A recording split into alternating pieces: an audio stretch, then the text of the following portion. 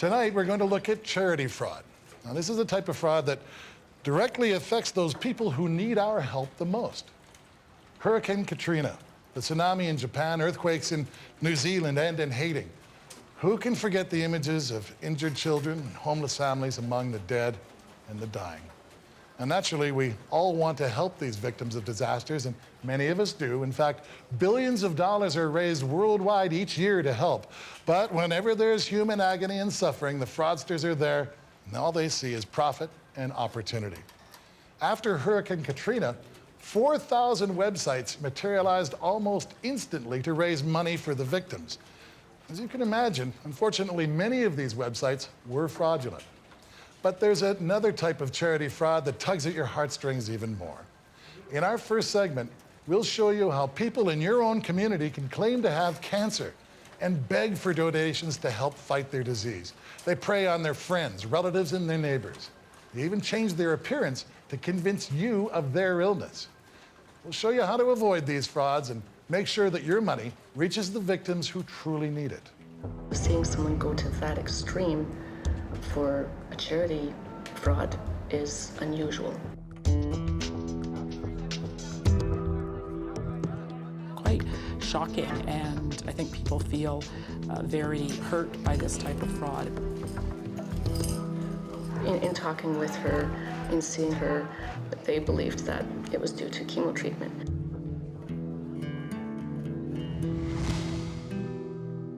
Ashley was 23 years old when she was diagnosed with a benign tumor. After having it removed, she craved for more attention, so she told everyone around her that her cancer was in fact terminal. The fraud itself that Ashley was involved in spanned roughly 1 year. Convincing people that she had cancer had started prior to that, but the fraud period lasted from approximately August of 2009 to August of 2010. Ashley has a difficult relationship with her family, and when she had a tumor, or a benign tumor, removed from her, she wanted her family to feel sympathetic towards her. Initially, it was one form of cancer, and then she gradually said that the cancer was spreading and affecting other parts of her body. And it seems that she did this to try to initially gain sympathy from her family. Well, the family tells other people, and then friends know, and then some people become strangers that find out about it.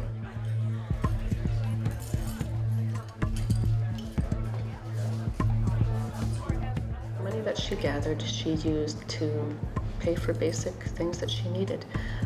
She was working during the time frame that she was purported to be suffering with cancer, but she was not getting enough money to get herself the things that she needed for day-to-day life. The person that would sometimes portray themselves as having some illness or to get sympathy for illness, there is a psychological component to that. It's called Munchausen syndrome, where people are saying that they're sick or almost like a hypochondriac in order that they might, get attention or something like that. The person doesn't see that they have a way out. And usually there's something going on behind the scenes. In my experience, there's usually something going on, especially if it's attention seeking. There's something going on in their personal lives, sometimes things lacking in their personal lives, whether it be financial or greed, that causes them to sort of grasp onto something that gives them some sense of self-worth or importance.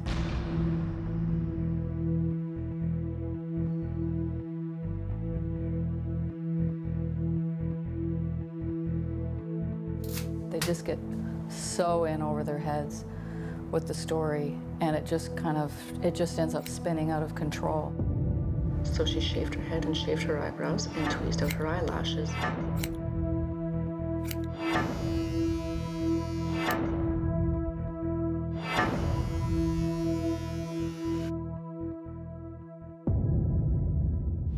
People who came forward to assist Ashley had started a Facebook page in support of her charity. People came forward from that, and through attending events of small bands performing and things like that, she met a number of people, and she befriended these people. And in talking with her, in seeing that she had no hair, that her eyebrows had been were gone, that her eyelashes were gone. They believed that it was due to chemo treatment. Many of them, out of the goodness of their hearts, offered to assist her in any way they could. Some donated money, and some assisted in arranging venues for her to set up a small booth at, asking for change and selling t-shirts. And it just warms my heart to know that they're... Once outsiders become involved, they have no control over, you know, so-and-so tells so-and-so, and then they're really interested, and then they get contacted, and the person just feels themselves being backed into a corner. Her Facebook page had suggested to people to do 2 save jars of loose change, and then when she's at a local event, come by and donate the jar of change.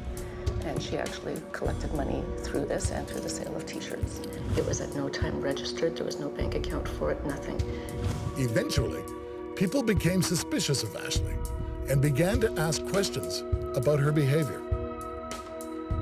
It started to unravel because of a trip that she took to, I believe it was Australia, where she had posted photos on her Facebook page, her personal one, that showed her enjoying herself, having a good time.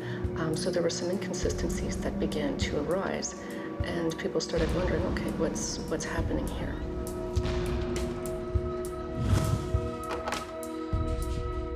We contacted the witnesses and established what we believed had happened. There was contact made by a third party with Ashley saying the police are looking into this. It had already hit the media and had become very, very public.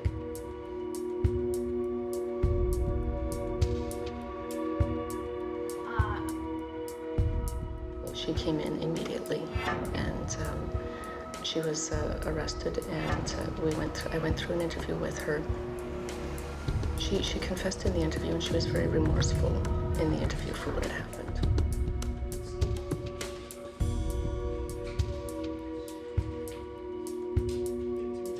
She was very upset with what she'd done. She cried quite a lot in the interview.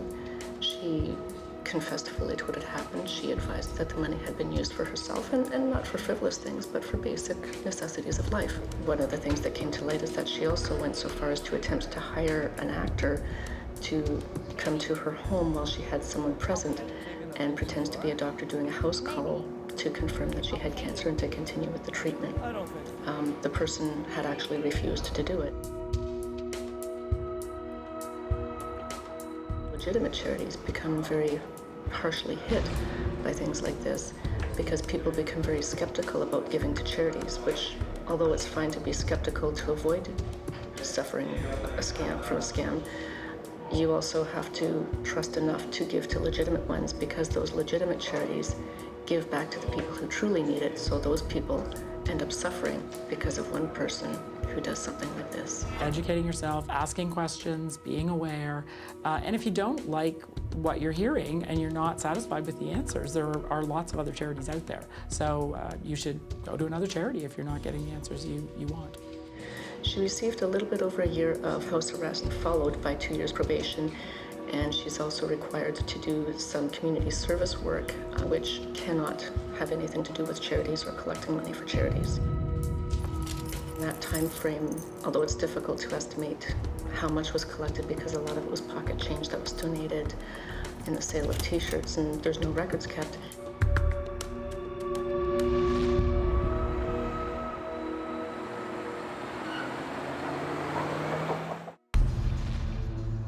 When a natural disaster strikes, good people help. Whether it's a hurricane, tornado, forest fire, tsunami, or some other horrendous disaster, good people try to do good things. But disasters that bring out the best of humanity also turn over rocks that allow fraudsters to crawl out and ply their trade. Fraudsters use disasters to set up fake charities and bilk us out of millions of dollars. It's an outrageous fraud. The best way to stop it is to be aware of how it happens. In this episode, we'll show you how to fight disaster fraud. When a disaster strikes and it's on air in live time, it's very satisfying for a donor to be able to go to the website and make a gift. When we have a crisis in the country, it is natural for folks to want to give, and yet there are scammers who will take advantage of those situations. These criminals, within minutes, are using social networking, emails, setting up websites, etc., much faster often than the real charities are able to, trying to impersonate them and scam people out of their money.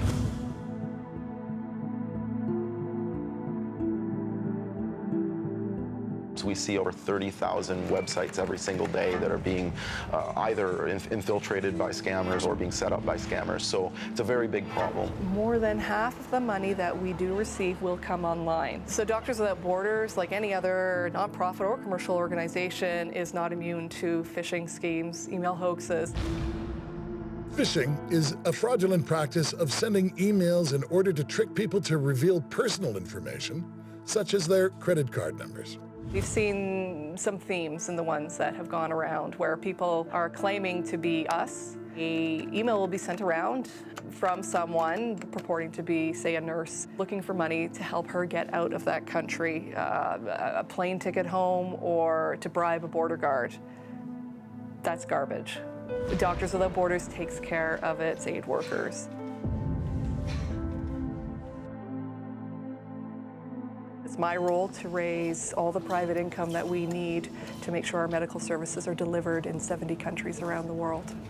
We may think of the charity as being the victim. Of course, the charity is part of the list of victims of these types of crimes, but the real victims, of course, are the people that are hungry, need clothing and shelter and other things after these tragedies. Their friends and neighbors around the world are reaching out and offering assistance, and unfortunately, some of them are accidentally lining the pockets of criminals.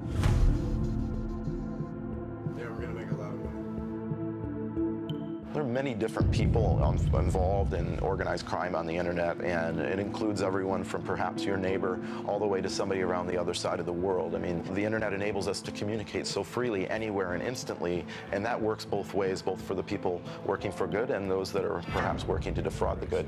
So they may hire a professional web designer, just like a company might hire, to put together a fake website to impersonate someone. They might hire another guy to send out large batches of emails, and perhaps another person to design a Facebook page to draw even more people into the scam.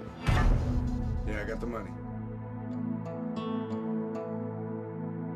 So they'll go to a real charity's website and download all of the graphics and logos and content from that site and make an exact duplicate. So it's very difficult for an unsuspecting person to detect that it's fake.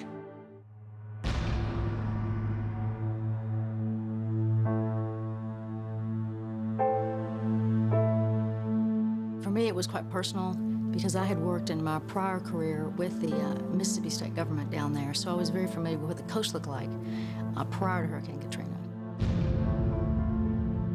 A lot of my friends actually had people living with them at their homes. They went down for weeks at a time to rebuild. We did have issues in the very beginning with websites, and that was it was an educational tool that we had to get out to the public to alert them that there were false websites. They had nothing to do with real charities at all.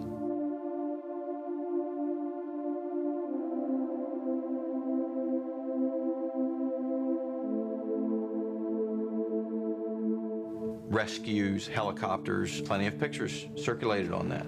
The bad guy embeds code into the JPEG that he sends you. And when you open it, there is a picture there, but you also clicked on an executable file that has just compromised your computer. We've all seen scammers that have stolen money from grandmothers and grandfathers and everything else. But in this particular case, it was so egregious because you had people that were dying and that had lost everything they had. They don't care and did not care about any human life, in my opinion. I think that's pretty well the opinion of the American public. We provide computer security software and data protection like encryption, antivirus products, this type of stuff for businesses and organizations. Of course, it's very important for charities to both protect the identities and information they collect about the victims and from the donors. Clearly there are many different victims, but obviously the most important victim are the people that are in need after these tragedies. We certainly saw this with Fukushima in Japan. We saw this with the Christchurch earthquakes in New Zealand. when there's grieving families, people in need, they're homeless, they're hungry, they have a lot of very base needs, and by directing the money in the wrong direction, it certainly hurts them the most. In order to retain people's trust, to be comfortable with providing them with a credit card or recurring charges, perhaps to help that charity over periods of time, need to have very serious security policies in place. We have, at the time of transaction, a number of technology solutions in place where donors can be guaranteed that their gift will be secure. Because the information's being sent out looking like it's from them, and there's no way for them to stop that information from going out. We can proactively often detect and know where that information is and prevent that fake communication from ever reaching your inbox or allowing your web browser to go to that site so that you can't be victimized. Internet fraud, these types of schemes, I'm happy to say, have never impacted the work on the ground. But on the other hand, it may breed some skepticism in the minds of donors about giving online, which is what we don't want to have. People are confusing the idea that there was fraud associated with this tragedy, that somehow that might be, tarnishing their name, even though they didn't do anything wrong. I think we have a lot better organized effort to combat the fraud that is associated with that very, very early on. People are charitable. They are inherently philanthropic. But the good news is you can align yourself with a charitable organization whose mandate and mission it is to fill those gaps for something that you're so very passionate about. Doctors Without Borders wants to assure all its supporters that this is not only safe, but ideal way to give. These days, we do conduct business on the internet, and there's ways to do it properly. Do I delete emails without opening them? Absolutely, I do. And I advise people to do that. If you don't know who sent you that email, delete it.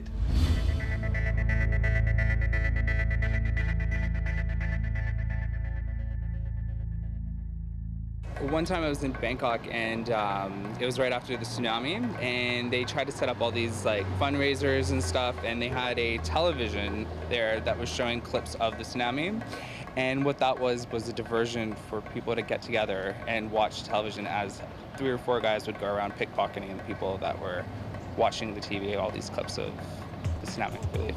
Yes, just this week, my girlfriend, who's a school teacher, we're just getting back to school, and she was at the bank machine, and she noticed 2 girls were sort of watching her at the bank machine, and she didn't really think anything of it, but they were acting a little odd, and then she went down to the subway, and one of them bumped her, and a few minutes later, she noticed her wallet was gone, and she just put on Facebook, seconds later, all her money was taken out of her bank account. What happened is I got a phone call one night during the Leafs playoff games, and the guy said he was my neighbor's son across the street. He was in Winnipeg.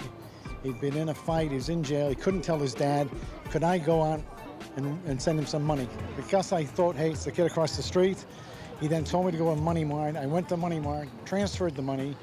The next day, I see his dad out fixing my car. And I said, is Bob back? And he said, what do you mean is Bob back? Bob's never left. I said, hey, Bob was in jail out west. I just sent him $300 and I've come to get my $300 back. He said, Bob's been in the house all the time. He's never come back. He says, you just got scammed. I sent money to my roommate over Western Union. And when she went to pick up the money, it was gone. And it was like 2,500 British pounds. And then when we went to kind of talk to the police about it, they found out that there were a lot of different people being scammed out of money from this particular Western Union location, and they shut it down. I was working at a charity event in downtown Toronto, and 2 girls who were running the 50-50 draw, they were volunteers at the event as well, took off with all the money at the end of the night, and nobody had any contact information for them, so they literally walked away as thousands of dollars.